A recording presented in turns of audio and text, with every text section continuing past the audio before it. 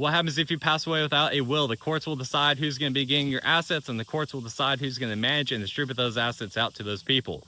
And so, in terms of who's going to be getting your assets, without a will that outlines how your assets should get distributed and to who, the courts will have to decide who's going to be getting your assets. They use the intestate laws of your state to determine who's getting your assets.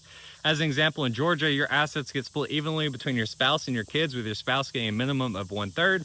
If you don't have a spouse but you have kids, your kids will distribute those assets evenly between themselves. If you don't have a spouse or kids, your parents will get the assets.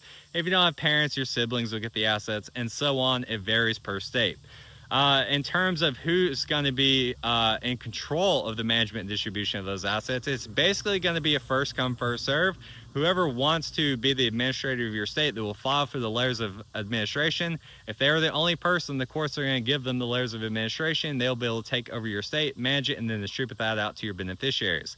If there are multiple people who want to be the administrator of your state, they will all file the layers of administration, and then the courts will have to decide who's going to be able to be the person that would be that individual. And it's likely, unless it's a very clear cut, like a family member and or your kid, they're going to choose the kid.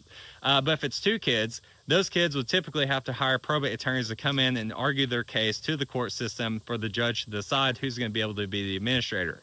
And so that's just going to rack up attorney fees unnecessarily, which could potentially wipe out your inheritance. Goodness, get out here. So it's much cleaner just to have a will that outlines the distribution of your assets and who's going to be in control of the management and distribution of those assets.